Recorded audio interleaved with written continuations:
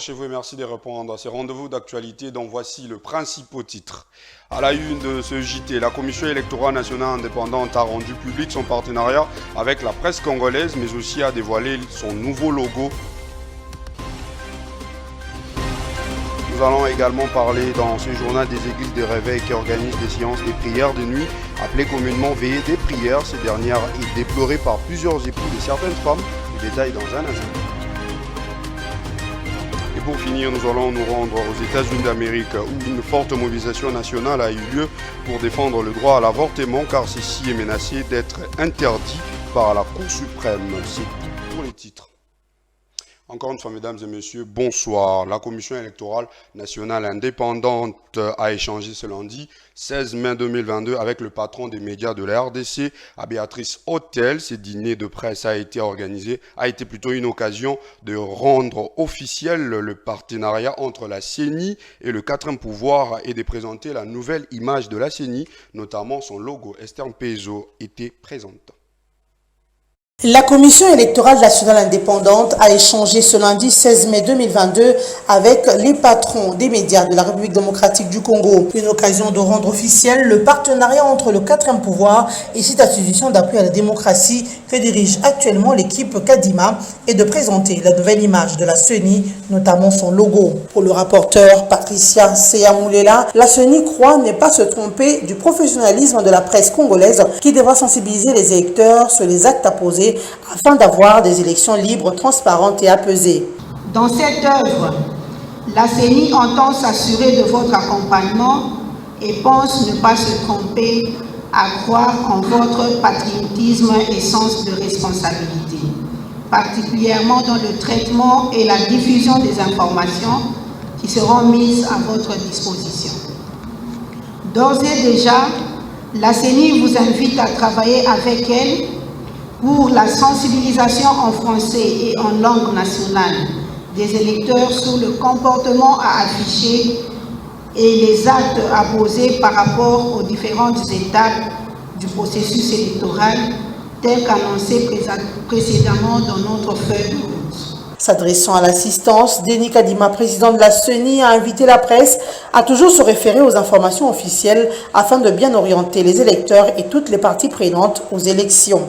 L'information électorale étant sensible, nous vous demandons d'une part de vous référer toujours aux informations officielles de la CENI et d'autre part, nous vous invitons à prendre conscience des différentes dispositions légales relatives aux élections dans notre pays. Mon équipe et moi, nous souhaitons renforcer nos relations avec les médias pour une plus grande confiance. Ce partenariat s'inscrit dans la nouvelle vision que nous avons adoptée, qui est celle de devenir une CENI de standard mondial qui imprime une culture démocratique pérenne en République démocratique du Congo. Par la suite, Denis Kadima a dévoilé le nouveau logo de la CENI qui désormais est composé de 2 éléments. L'urne pour symboliser la démocratie et une main qui démontre l'effectivité du vote. Les deux de couleur bleue pour symboliser la vérité et la confiance. Le rapporteur de la CENI, Patricia Seyamoulela, a remis au président Denis Kadima Kazadi le nouveau drapeau de la centrale électorale sur lequel l'on peut voir le nouveau logo, mieux la nouvelle image de la CENI. Une séance de questions entre les journalistes et le président Kadima a eu lieu. Question d'éclairer la lanterne des médias sur les questions, entre autres, de la tenue des élections en 2023 et l'accréditation de médias au sein de la Commission électorale nationale indépendante. Restons toujours dans l'actualité. La planète a célébré le 15 mai la journée internationale de la famille, une journée proclamée par l'Assemblée générale des Nations Unies en 1993. Ceci avec comme but de mieux connaître les problèmes que connaissent les familles dans le monde. Et à cette occasion, en RDC, la ministre des Genres, Famille et Enfants, Gisèle Ndaya Luseba, a rappelé à travers son message des circonstances l'importance que la communauté internationale accorde à la famille. Elle a également prôné une politique d'urbanisation des villes afin de permettre à ce que ces familles vivent dans des conditions optimales. Le thème choisi pour cette année est famille et urbanisation. Suivez cet extrait de Gisèle Ndaya choisi par Christian Moukaya. La journée internationale de la famille nous pousse chaque année à réfléchir autour d'un thème sur la possibilité de mettre en place des politiques cohérentes en faveur de la famille mais également de mettre en œuvre des programmes, projets et stratégies pour assurer l'unité, la stabilité et la protection de la famille. Cette journée offre également l'occasion de mieux faire connaître le droit de la famille et des individus à travers la vulgarisation du Code de la famille et de la loi portant protection de l'enfant. L'édition de cette année 2022 de la Journée internationale de la famille est célébrée sous le thème « Famille et urbanisation ». Ce thème relève la place qu'occupe la famille dans l'atteinte des objectifs de développement durable, ODD en sigle, afin de mettre en place des politiques durables pour assurer la famille un cadre de vie décent. Parmi les enjeux majeurs du XXIe siècle, en matière de la population et de développement figure l'urbanisation. En effet, l'urbanisme durable, c'est-à-dire celle qui est bien planifiée, est liée à la réalisation de plusieurs objectifs et cibles de développement durable, notamment l'objectif de développement 11, qui souligne la nécessité de faire en sorte que les villes et les établissements humains soient inclusifs, sûrs, résilients et durables. Il s'agit de rendre la ville plus vivable, aménager des espaces et développer les milieux urbains. Tout à fait autre chose dans ces journaux. Guide de l'état de la salubrité au marché cité Mpumbu situé dans la commune de Mongafula. Nos reporters qui ont fait un tour sur place et selon les avis qu'ils ont recueillis et constats qu'ils ont fait, ces lieux de commerce se trouvent dans une insalubrité remarquable et cette situation expose les clientes et vendeuses aux maladies. Les usagers en appellent aux autorités. Encore Christian Moukaya et Chancel Mboma. Les immondices font déborder les poubelles jusqu'à la chaussée dans le marché de la cité Pumbu, dans le nord de la commune de Mongafula, une des municipalités de Kinshasa. Le constat a été fait par nos reporters. Quand il pleut, le marché cité Pumbu devient un endroit pas viable pour les clientes et les vendeuses de ce coin. Maman Annie, une des vendeuses de ce coin, déplore l'inefficacité du service d'assainissement dans ce marché, les fameux salongo. Salongo c'est une boule bête donc moi mutukuta aniata awa esate moi mutat ayata kotoyo esate donc poto moko ezalaka a dans ezalaka somme awa te bango basala salon to okuta dase basali salon donc futa chaque jour 200 francs 200 francs et mati 200 que 200 salon 200 en tout cas musala vraiment ça malamu. Des caniveaux transformés en poubelles, le marché avec des odeurs nauséabondes, ces cocktails désagréables indisposent tous ceux qui fréquentent ces lieux de négoce ou qui ont des activités. Ils en appellent aux autorités compétentes. Moni salon normalement pour tout ça là bien, ils aussi ont pas matériel. Mais to débriara muké le matériel to za nango. Yango zomona quand même moi muké propriété o ezoza awa ezosala mana. To senga na bakonzi o ezamboka na biso. Ndeke moko gouvernement ba ekete salubrité ezafo mutu to asala yango. Mais problème to ça nango a problème mingi vraiment il y a ba matériel. En tout cas bakonzi basunga biso. L'appel est donc lancé à l'endroit des autorités de cette municipalité et de la ville-province de Kinshasa. Vous l'avez suivi au sommaire dans la ville de Kinshasa. Plusieurs églises dites de réveil organisent des séances de prières de nuit que l'on appelle couramment veillées des prières. Ce sont les femmes qui participent à ces rencontres comparées aux hommes. Ceci occasionne de mécontentement dans le chef de plusieurs époux. Les détails avec Précieuse Boyo.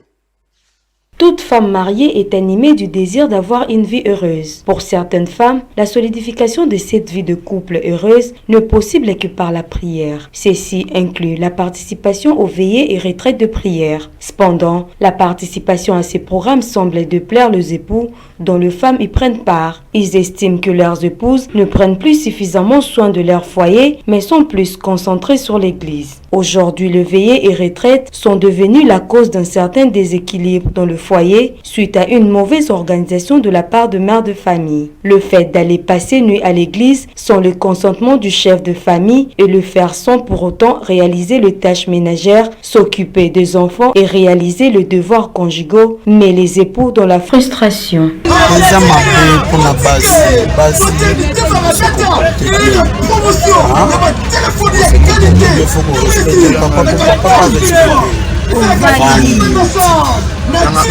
Pour améliorer cette situation, la solution n'est rien d'autre qu'une bonne organisation de femmes. Parlons en présent santé, précisément de la fibromyalgie, un syndrome qui s'est traduit par les douleurs musculaires dans le corps. Cependant, cette maladie reste encore mal comprise par le grand public et pour mieux la comprendre, nous avons échangé avec le docteur Jean-Marc Kamunji, médecin directeur du centre médical Les Experts à Kinshasa. Suivez ce reportage signé Ornella Ngonga. Fibromyalgie affecte 3% de la population mondiale et 9 malades sur 10 sont de femmes, dont l'âge varie entre 35 et 55 ans et sont donc touchées en pleine période professionnelle. Selon le docteur Jean-Marc Kalonji Tinta, médecin directeur du centre de santé Les Experts à Kinshasa, la fibromyalgie est l'ensemble de douleurs liées aux fibres musculaires. D'une manière générale, ce sont des douleurs chroniques ressenties dans tout le corps, particulièrement dans le muscle squelettique. Bien que les douleurs soient réelles et très pénibles, les causes de cette maladie demeurent inconnues, mais des recherches sont en cours. Les recherches sont en cours jusqu'à présent. Les résultats ne sont pas satisfaisants pour déterminer les causes exactes d'une fibromyalgie, mais il y en a qui sont sur des pistes de facteurs génétiques. On pense aussi à des problèmes physiologiques avec les systèmes nerveux ou bien hormonal. Il y a ce qu'on appelle l'axe hypothalamo-hypophyso-surrénalien qui semble être aussi incriminé, mais les résultats ne sont pas encore satisfaisants. Donc les causes ne sont pas encore connues jusqu'à preuve du contraire. La fibromyalgie s'est traduite par de douleurs associées à une grande fatigue et à des troubles du sommeil. Elle empêche souvent la personne qui en souffre d'accomplir ses activités quotidiennes ou de fournir un travail à temps plein. Selon le docteur Jean-Marc Kalonji, dans le cadre du traitement, le personnel médical donne des antalgiques aux patientes pour atténuer les douleurs. On peut donner des antalgiques et ça soulage, mais il y a toujours des récidives parce que c'est, comme je vous ai dit, c'est une pathologie qui est chronique. Il y a toujours des récidives. Mais quant à l'évolution, il n'y a pas vraiment de complications graves. Parfois, au fur et à mesure, la maladie, ça s'atténue un peu avec le temps. Sachez qu'il faut faire la différence entre la fibromyalgie et le syndrome de fatigue chronique, qui s'est traduit par plus de fatigue que de douleur. Mais en cas de la fibromyalgie, il y a plus de douleur que la fatigue. Bouclons ce journal. En bref, aux États-Unis d'Amérique, une mobilisation nationale a eu lieu dans plusieurs villes de ces pays pour défendre le droit à l'avortement. Plusieurs Américains ont battu le pavé le samedi 14 mai 2022 pour s'opposer au projet visant à interdire le droit à l'avortement au pays de Joe Biden. D'après les organisateurs de cette manifestation, plus de 450 cortèges ont défilé dans certaines villes, notamment à New York, Washington, Chicago, Austin et Los Angeles. Retenons que le droit à l'avortement aux États-Unis d'Amérique existe et est protégé depuis 50 ans maintenant, mais qu'aujourd'hui, sur proposition d'un élu républicain, la Cour suprême du pays de l'oncle Sam veut y mettre fin. À présent, mesdames et messieurs, le rappel des titres. À la une des CJT, la Commission électorale nationale indépendante a rendu public son partenariat avec la presse congolaise, mais aussi a dévoilé le nouveau logo de la CENI. Nous avons également parlé dans ce journal des églises des réveils qui organisent des séances des prières de nuit, appelées communément veillées des prières. Cette dernière est déplorée par plusieurs époux de certaines femmes. Et pour finir, on s'était dirigé aux États-Unis d'Amérique. Une forte mobilisation nationale a eu lieu pour défendre le droit à l'avortement car ceci est menacé d'être interdit par la Cour suprême.